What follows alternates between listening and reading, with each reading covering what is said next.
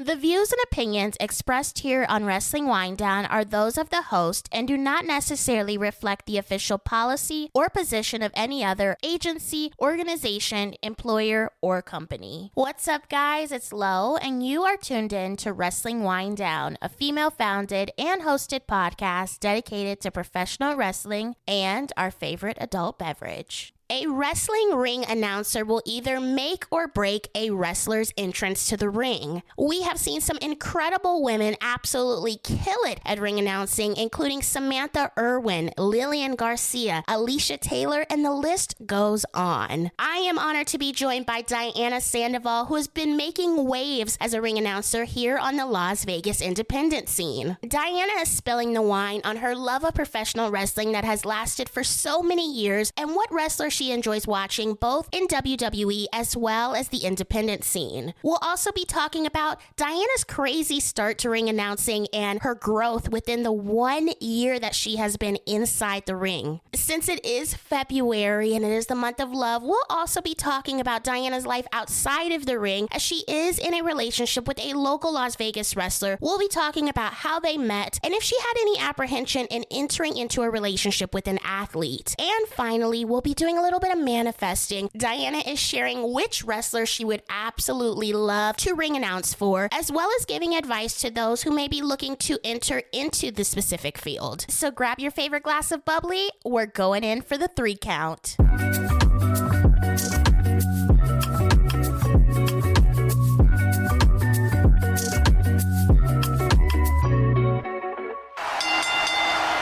Welcome back to another episode of Wrestling Winedown. I am so excited to have someone local here with me. I have Diana Sandoval. She is a local ring announcer here in Las Vegas, and we are just going to dive right in.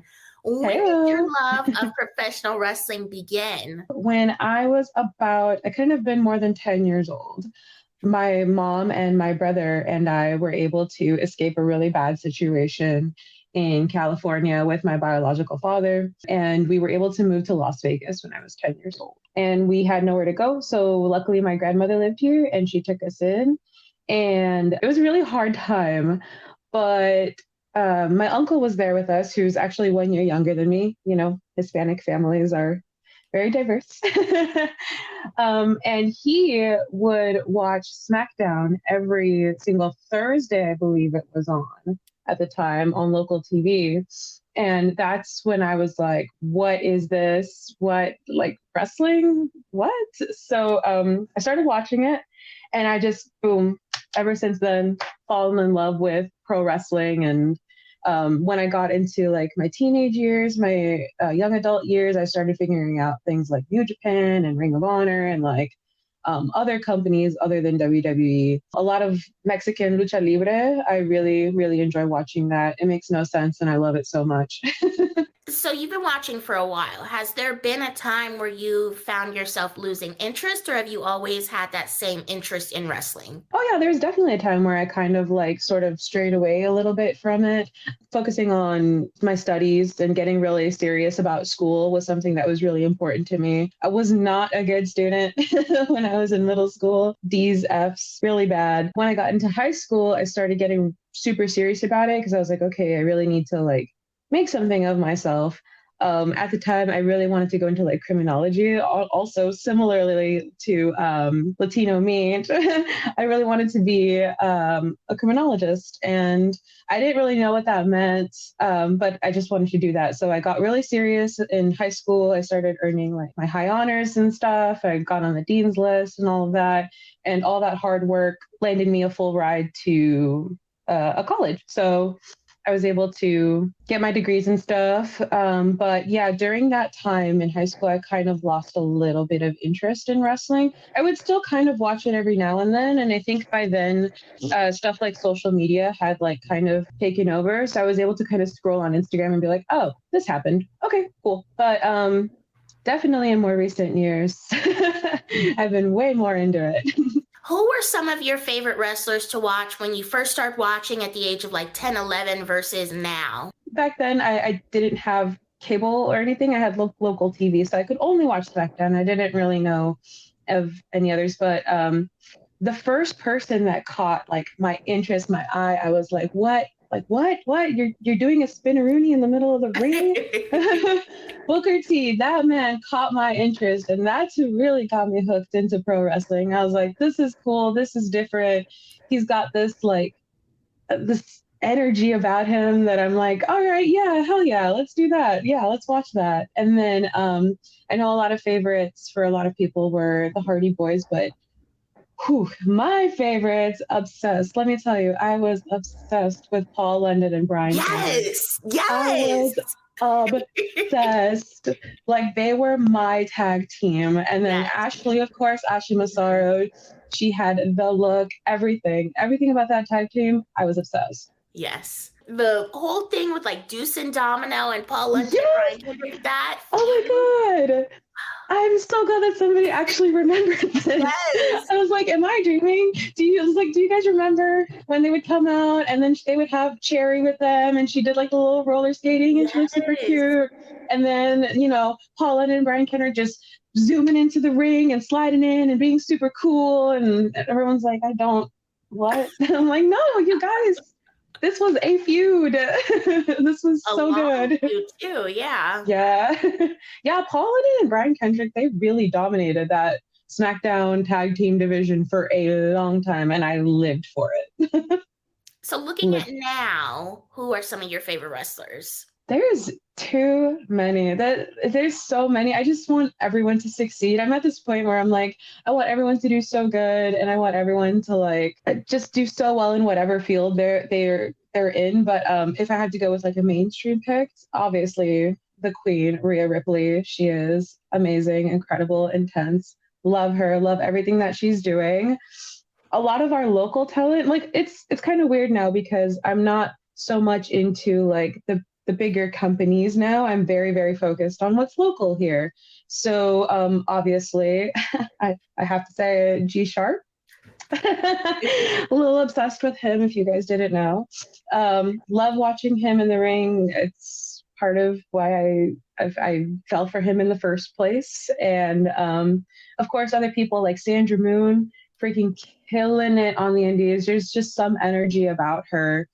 Alice Blair is one to watch. I really love women in this industry. I want women in this industry to do so well. So seeing them go out there and improve every time and kill it every time, it really inspires me and it makes me happy. And that's what I enjoy watching. When did you realize that you wanted to pursue ring announcing? Did you have like a defining moment or like I call it an aha moment where, something might have happened in your life where there was a situation you were like, I think this might be the right path for me to go down? When I was a kid, of course, you had Lillian Garcia, who would stand there beautifully, elegantly in the ring, and her voice was just amazing. It was perfect. But I actually never thought about being like, oh yeah, one day I want to do that.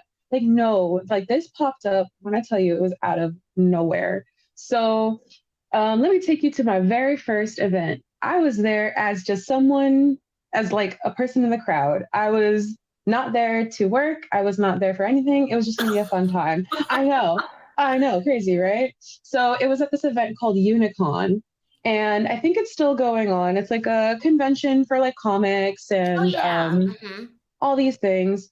So they had Versus Pro Wrestling go out there and do like a show. The show itself, amazing. Backstage, everyone was scrambling. And at the time, my brother had a booth at Unicon, so I went to go support him too.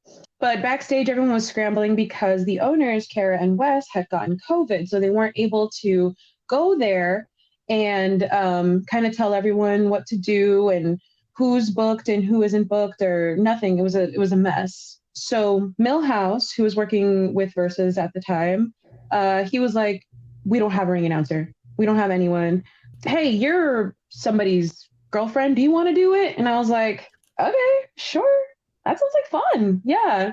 I had no idea what I was doing, but it was such a good time and it ended up just coming out naturally. I just kind of went back and I thought about, okay, so this is what Lillian Garcia used to do. This is what Miranda Vitale does. This is what Joshua Shibata does. Okay, it shouldn't be that hard, right? Where are you billed from? How much do you weigh? Do you have any monikers? What's your name? Right? Okay, cool. So I wrote it all down on my phone. And my first event was just insane because I got to announce Colt Cabana, which, like, I What? know. Yeah. We stand Colt Cabana on this show. Whoa. Yes. Yeah. How crazy is that? So my Oh my God. first ever time felt like I had no idea what I was doing, literally just thrown into it. And they were like, yeah, so you're going to announce all these matches, and then the main is going to be Colt Cabana versus Papa Yase. And I was like, Colt Cabana? They were like, yeah. I was like, okay. This is not nerve-wracking at all. I think he's amazing. And he's such a sweetheart, too. Yes. Freaking love him. So yeah, that was an insane first time. And then since it was like a multi-day event, I was able to kind of sit with my feelings and sit with myself after the first day and thought, this is really cool, and people kind of like me, so I'm gonna keep going for it. I'm gonna keep trying. So then the next day, Millhouse was like, "Can you do it again?" I was like, "Yeah, I'll do it again." And I got to announce, I believe that day was cheerleader Melissa, so formerly known as Mariposa on Lucha Underground, who has become a good friend of mine. So that just came out of announcing. There's so many amazing things that have come out from me starting that one day all the way up until now. It's been really crazy. I don't even know how many events I've announced since then. I know it's been about a year. It's been about a year since I started announcing, and never look back, girl. I said, give me everything. I want to try everything. You mentioned Lillian Garcia, but did you have any other inspirations, whether it was locally or in a major wrestling company that you looked up to in regards to ring announcing? And, obviously in that moment, but as well as now when you're trying to get some inspiration or see who's out there, who you can gain insight or knowledge from. Joshua Shibata used to do a lot of FSW shows. And like I said, there's just something about when you have presence in a ring that just captivates me. Joshua Shibata for me really, really had that just like confidence, that presence where he was like hyping up, whether it's like hyping up the crowd or just getting ready to announce the next match. There's just something so seamless about the way he says things and how it all flows that's somebody that I really actually looked up to when I started announcing, when I finally decided like, okay, this is something that I want to do. I'm going to study a few people closely to see like how they do it and see if I can maybe take some of that in for myself.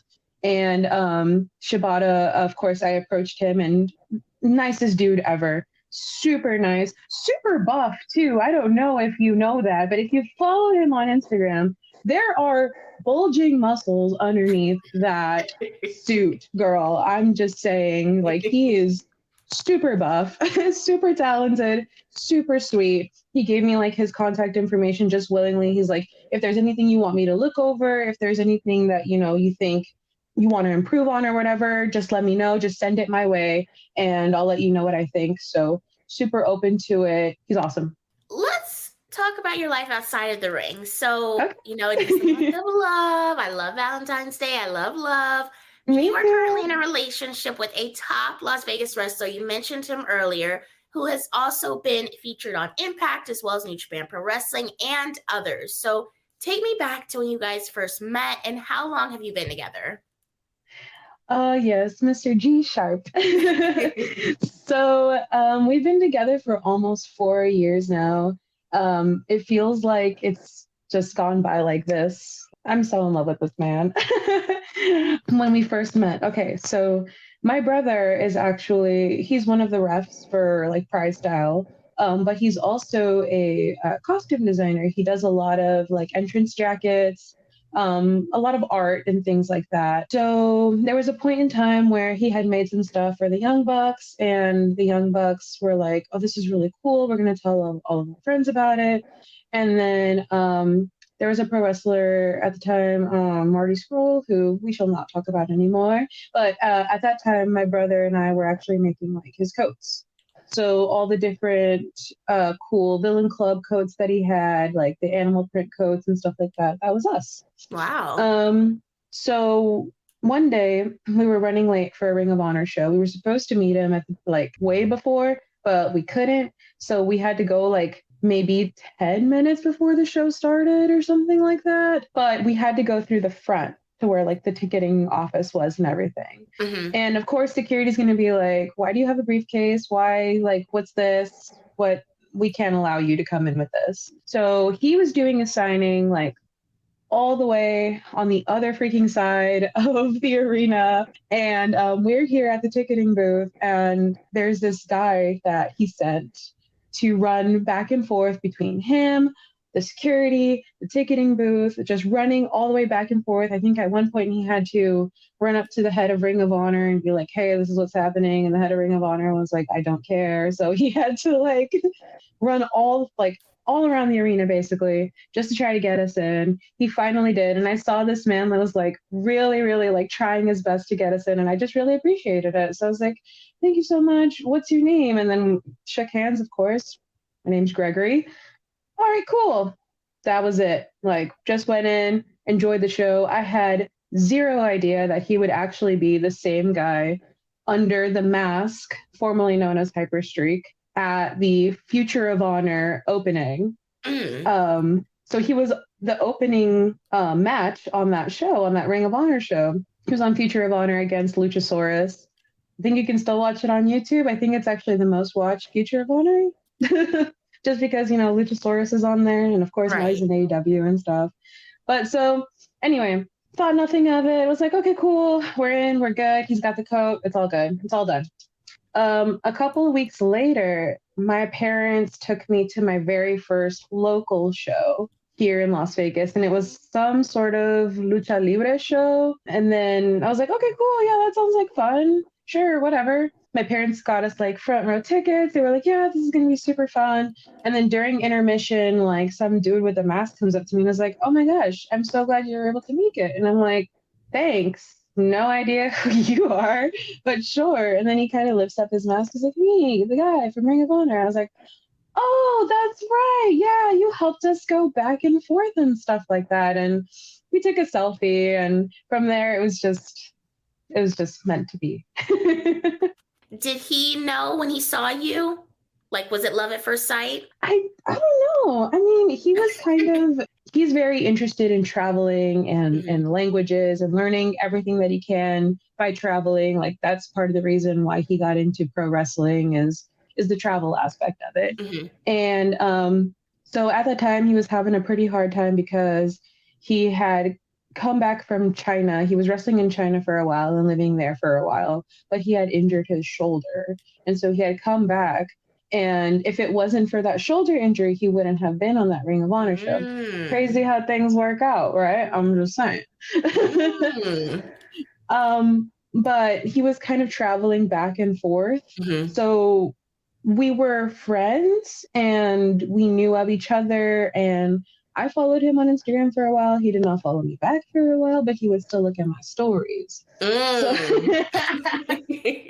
So for a while, it was just kind of like, yeah, we're friends. Yeah. And then he was like, oh, do you think that maybe you can teach me some sign language? And I was like, sure, I guess. So kind of started building a relationship from there. Yeah. Was there any apprehension from you with entering into a relationship with an athlete, specifically a pro wrestler? No, not at all. I was like, this is cool. Yeah. But I mean, I didn't see him as like just a pro wrestler. I didn't see him as like just an athlete. He can be G Sharp in the ring. He can be whoever in the ring. But like, to me, that's Gregory. That's G. That's, somebody totally different. Right. And the wrestling stuff is cool. But even when I'm done ring announcing, even when he's done wrestling and all that, it's still, him and I. So right. It's not necessarily that I'm like, I was apprehensive or anything like that, or like, oh my God, I'm dating an athlete. Like, no, it's just I'm dating somebody that appreciates me and loves me for who I am, and somebody that I appreciate and love for. So, yeah. I do have to add this. So the first time I ever saw him wrestle and you in the crowd, I was so caught off guard because you were booing him the whole time.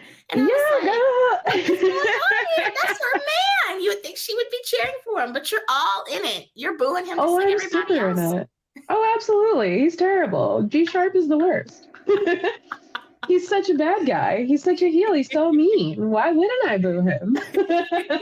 I'm super in on it. And there's a lot of our friends that all boo too. And they'll be like, I thought we were friends. And I'm like, well, in the ring, you're a mean person. I can't cheer for that. I'm sorry.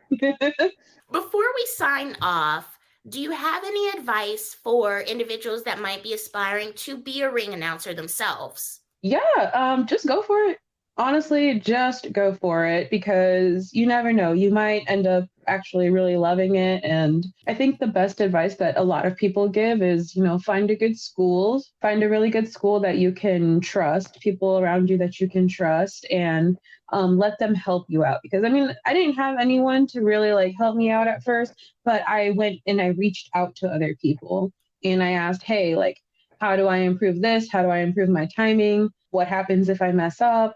All these questions that I wasn't able to immediately get the help for. So find a good school, find people that you trust, study a lot of what's going on around your area, because a lot of people have different preferences. Some people might prefer you have note cards. Other people might prefer you have your phone. To them, it's whatever. It's up to them because it looks more professional one way or the other, right? So don't be afraid to reach out to people because you might be surprised. There's a lot of really nice people in pro wrestling. So yeah, don't be afraid to reach out. Find a place that you feel fits right with your style and go for it. Just go for it. You cannot be afraid when you're up there. You have no choice because everyone's looking at you. Everyone's wondering what's next. You got to be on it, dude. So yeah, you can't be afraid. You have to have a certain confidence about you when you're up there.